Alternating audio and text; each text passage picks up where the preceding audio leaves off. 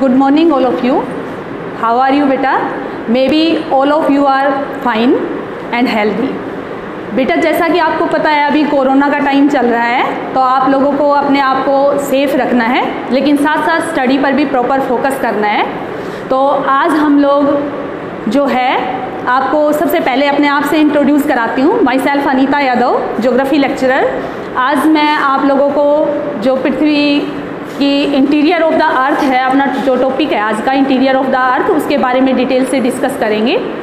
तो सबसे पहले हम जो अपनी अर्थ है उसके बारे में जानने की कोशिश करेंगे कि अर्थ का जो इंटीरियर है वो कैसा है। जैसा कि आप लोग जानते हैं अपनी जो अर्थ की शेप है वो स्फेरिकल शेप है, यानी कि जो इक्वेटर है उस पर अपलिफ्टेड है अपनी अर्थ, लेकिन जो पोलर पार्ट है जो नॉर्थ और साउथ पोल है उस पर डाउनवर्ड है। तो अपनी जो अर्थ है उसको अगर हम एक बॉल के साथ कंपेयर करें तो हम देखेंगे कि जो अपनी अर्थ है जस्ट लाइक ए बॉल है, यानी कि जो अपर मोस्ट पार्ट है अपनी अर्थ का वो एक बॉल की तरह से हार्ड है। और अगर इंटीरियर ऑफ अर्थ की बात करें तो उसके अंदर जो जैसे बॉल का इंटीरियर पार्ट जो होता है वो बिल्कुल खाली होता है, ऐसे अपने अर्थ का इंटीरियर पार्ट जो है वो 3 फॉर्म में है, जो सॉलिड, लिक्विड और गैसियस फॉर्म है। अब हम सबसे पहले अपनी अर्थ को डिटेल से अगर जानें तो सबसे पहले अर्थ की स्टडी करने से पहले इसके पार्ट्स जो हैं उनके बारे में जानते हैं। तो जो अपनी अर्थ है वो 3 लेयर्स में डिवाइड है। जो अपना अपर मोस्ट पार्ट है उसको हम क्रस्ट के नाम से जानते हैं। जो फर्स्ट पार्ट है वो अर्थ का क्रस्ट है, और जो अपना क्रस्ट है अर्थ का वो 33 किलोमीटर विड्थ में है, जो सॉलिड फॉर्म में है। इसकी फॉर्म कैसी है? सॉलिड। अगर हम बात करें सेकंड पार्ट की तो सेकंड जो अपना पार्ट है वो है मेंटल। अब मेंटल जो है उसको 2 पार्ट्स में डिवाइड करते हैं हम। जो फर्स्ट पार्ट है वो अपर मेंटल के नाम से जाना जाता है, और सेकंड जो पार्ट है वो लोअर मेंटल के नाम से जाना जाता है। जो अपर मेंटल अपना है उसको 2 पार्ट्स में डिवाइड कर देते हैं हम। जो अपर मेंटल है फर्स्ट पार्ट 33 किलोमीटर से लेकर 400 किलोमीटर तक का पार्ट है ये अपना, जिसको एस्थोनोस्फीयर लेयर के नाम से भी जाना जाता है। ये जो हमारी एस्थोनोस्फीयर लेयर है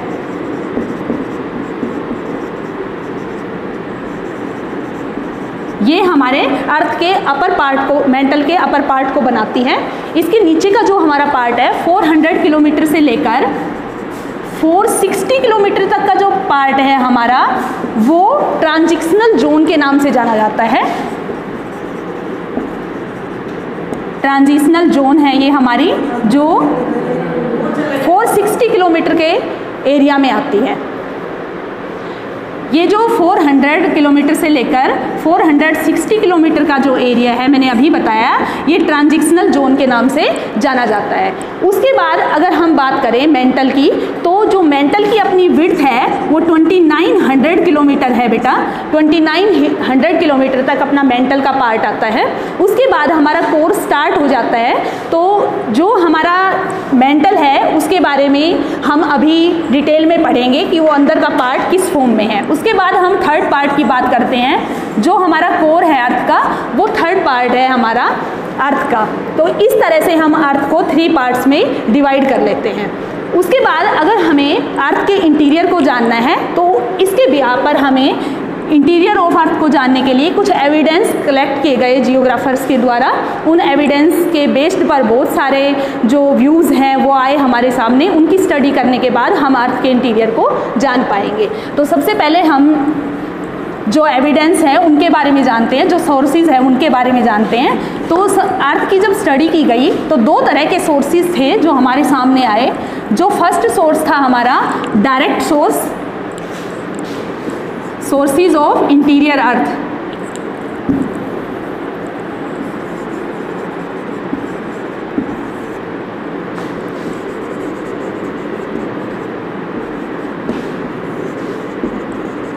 जो हमारा फर्स्ट सोर्स है वो है डायरेक्ट सोर्स।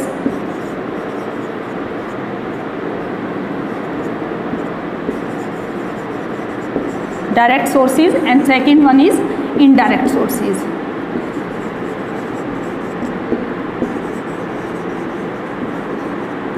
जब हमने डायरेक्ट सोर्सेज का पता लगाया तो हमारे पास सबसे पहले दिमाग में माइनिंग की बात आई कि अगर हम माइनिंग के थ्रू पता लगा सकते हैं अर्थ इंटीरियर का, तो क्यों ना माइनिंग के थ्रू पता लगाया जाए। तो फर्स्ट हमने जो एविडेंस कलेक्ट किया वो माइनिंग से रिलेटेड था। तो हमारी जो सबसे डीपेस्ट माइन है वो साउथ अफ्रीका में है बेटा। साउथ अफ्रीका में है हमारी रॉबिन्सन माइन, जो अर्थ की डीपेस्ट माइन में आती है, रॉबिन्सन माइन। और ये जो माइन है इसकी डेप्थ थी बेटा 4 किलोमीटर। अब 3 to 4 किलोमीटर की अगर हम बात करें और अर्थ की रेडियस की बात करें तो हमारा जो अर्थ का रेडियस है बेटा, अर्थ रेडियस हमारा है, हमारा अर्थ का रेडियस है 6370 किलोमीटर। और इस रेडियस के सामने अगर हम इस 4 किलोमीटर की डेप्थ को देखते हैं तो वो ना के बराबर है, यानी कि बहुत कम है। तो हम इंटीरियर ऑफ अर्थ को कैसे मेजर कर सकते हैं कि अर्थ का इंटीरियर कैसा होगा। फिर बहुत सारे और एविडेंस कलेक्ट किए गए। तो आर्कटिक ओशियन में कोला माइन, ये कोला माइन जो है ये आर्कटिक ओशियन में है, जिसकी डेप्थ थी 12 किलोमीटर। लेकिन ये 12 किलोमीटर भी इतनी डेप्थ के सामने ना के बराबर थी, तो हमें अर्थ के इंटीरियर को जानने के लिए ज़्यादा इन्फॉर्मेशन नहीं मिली। तो हम दूसरे सोर्सेज की तरफ गए। तो दूसरा जो अपना सोर्स था वो था वोल्केनिक इरप्शन।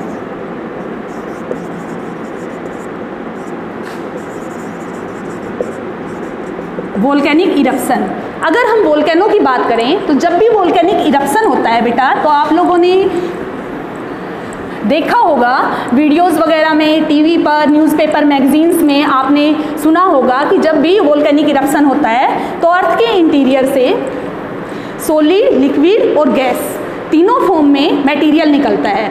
अगर हम देखें तो carbon dioxide, sulphur dioxide, carbon monoxide जैसी बहुत सारी गैसेज निकलती हैं, डस्ट पार्टिकल निकलते हैं, वाटर वेपर्स निकलते हैं। तो इसका मतलब जो अर्थ का इंटीरियर है वो सॉलिड, लिक्विड, गैसियस तीनों फॉर्म में होना चाहिए।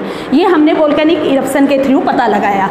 उसके बाद जब हमने ये देखा कि अंदर का पार्ट कितना लिक्विड है, कितना सॉलिड है, कितना गैसियस फॉर्म में है, अगर इनके बारे में डिटेल से जानना है तो हमें इनडायरेक्ट सोर्सेज की तरफ जाना पड़ेगा। तो जो इनडायरेक्ट सोर्सेज से उनसे रिलेटेड कुछ एविडेंस कलेक्ट किए गए, जिनमें फर्स्ट अपना है density based evidence. Density based evidence. अब अगर हम अर्थ की एवरेज डेंसिटी की बात करें तो अपनी अर्थ की एवरेज डेंसिटी है 5.5। और जो अर्थ है हमारी, आप लोगों को अच्छे से पता है, पीछे हमने चैप्टर में डिटेल से डिस्कस किया था कि जो अर्थ है अपनी वो सेडिमेंट्री रॉक्स, इग्नियस रॉक्स और मेटामॉर्फिक रॉक्स की फॉर्मेशन से बनी है। तो सेडिमेंट्री रॉक्स की अगर हम बात करें तो अर्थ क्रस्ट जो है वो सेडिमेंट्री रॉक्स से बना है, क्योंकि सेडिमेंट्री रॉक्स की फॉर्मेशन जो फॉसिल फ्यूल्स होते हैं, एनिमल और प्लांट्स के डेड पार्टिकल्स होते हैं, उनसे होती है। तो वो अर्थ के अपर पार्ट में मिलती है। तो सेडिमेंट्री रॉक्स की जो अपनी डेंसिटी थी वो 2.7 थी। फिर अगर हम इग्नियस रॉक्स की स्टडी करने जब हम निकले तो हमने देखा कि जो इग्नियस रॉक्स हैं उनकी डेंसिटी है 3.02, 3.5।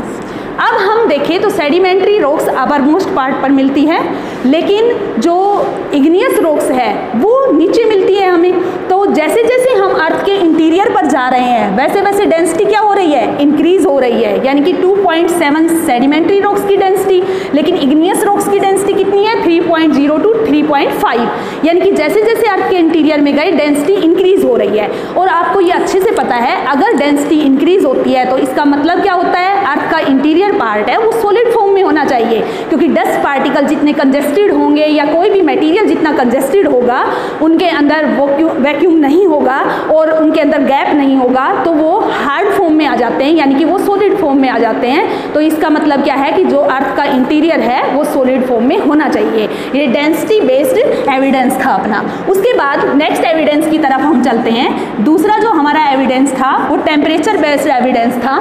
अर्थ के इंटीरियर को जानने के लिए टेम्परेचर की स्टडी की गई बेटा। तो टेम्परेचर की अगर हम बात करें तो अर्थ के इंटीरियर में डेंसिटी, टेम्परेचर और प्रेशर तीनों हाई होते हैं। तो कितने हाई होते हैं उनके डाटा कलेक्ट किए गए। तो टेम्परेचर में ये पता लगाया गया कि अगर हम 32 मीटर की डेप्थ पर जाते हैं तो 1 डिग्री सेल्सियस जो टेम्परेचर है हमारा इंक्रीज हो जाता है। ये हमारा रेशियो है अंदर जाने पर। तो इसका मतलब अगर हम 50 किलोमीटर की डेप्थ पर चले जाएं तो हमारी जो टेम्परेचर का रेशियो है वो कितना होना चाहिए, 1200 degree Celsius to 1800 degree Celsius. और अगर हम अर्थ के कोर तक चले जाएं तो अर्थ कोर पर टेम्परेचर कितना होना चाहिए, नियर अराउंड 6000 डिग्री सेल्सियस। यानी कि अगर इतना हाई टेम्परेचर रहता है तो हम अनुमान लगा सकते हैं कि इतने हाई टेम्परेचर पर कोई भी ऑब्जेक्ट जो है वो सॉलिड फॉर्म में नहीं हो सकता। तो अर्थ का इंटीरियर कैसी फॉर्म में होना चाहिए, लिक्विड फॉर्म में। तो अब हमने देखा कि कहीं पर हम अनुमान लगा रहे हैं कि सॉलिड फॉर्म में है अर्थ का इंटीरियर, कहीं हमने अनुमान लगाया कि लिक्विड फॉर्म में है। तो इसके लिए हमें और एविडेंस कलेक्ट करने की ज़रूरत पड़ी जिससे कि हम ये प्रूव कर पाएँ कि अर्थ का इंटीरियर रियलिटी में किस फॉर्म में है। तो उसके बाद हम थर्ड की तरफ चलते हैं। जो अपना तीसरा एविडेंस था वो था अपना प्रेशर। अगर हम देखें प्रेशर को तो अर्थ के इंटीरियर में जो अपना प्रेशर है वो लगभग 3600 मिलीबार है। और इतने हाई प्रेशर पर कोई भी चीज़ जो है वो किस फॉर्म में होनी चाहिए, क्या आप बता सकते हैं किस फॉर्म में होनी चाहिए इतने हाई प्रेशर पर? May be all of you know very well that high pressure increase pressure and temperature inverse relationship, you know very well. अगर प्रेशर हाई होगा तो टेम्परेचर क्या हो जाएगा, लो, लेकिन वहाँ टेम्परेचर ऑलरेडी क्या है, हाई, तो इसका मतलब प्रेशर क्या होगा, लो।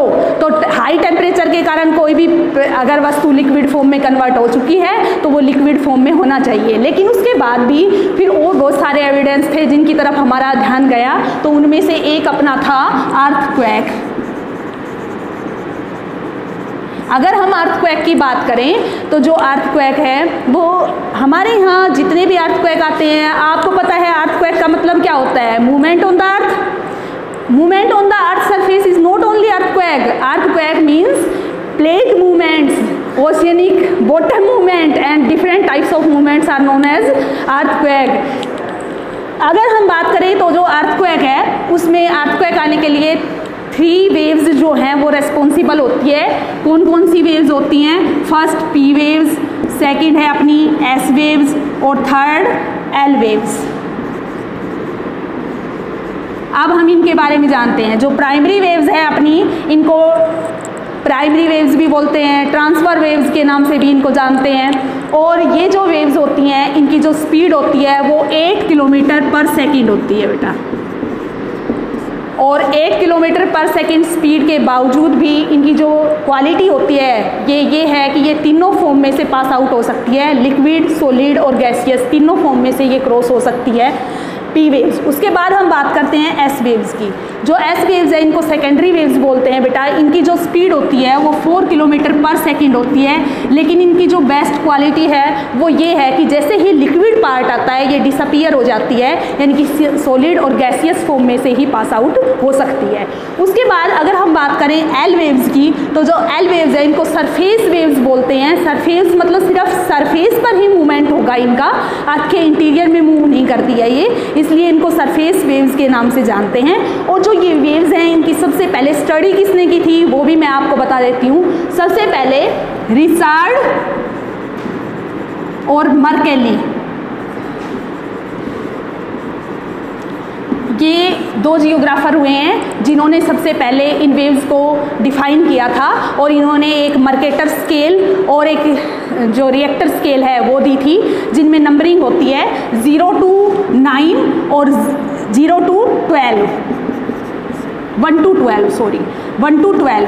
तो ये नंबरिंग दी गई थी जिनके थ्रू इनकी स्पीड है उसको डिनोट किया गया था। तो ये जो सरफेस वेव्स हैं, एल वेव्स हैं, इनकी जो स्पीड होती है वो 3 किलोमीटर पर सेकेंड या बिलो 3 किलोमीटर भी हम कह सकते हैं इनकी स्पीड होती है। लेकिन इनकी भी बेस्ट क्वालिटी यही है कि ये सॉलिड, लिक्विड और गैसियस तीनों फॉर्म में से पास आउट हो सकती है। तो अब अगर हम बात करें तो इन वेव्स के थ्रू हमें कैसे पता लगा कि जो हमारा अर्थ का इंटीरियर है वो कैसा है, तो उसको जानने के लिए पहले थोड़ा हमें इनके बारे में डिटेल से जानना होगा, जो हम नेक्स्ट चैप्टर में नेक्स्ट अपना जो लेसन होगा उसमें डिस्कस करेंगे।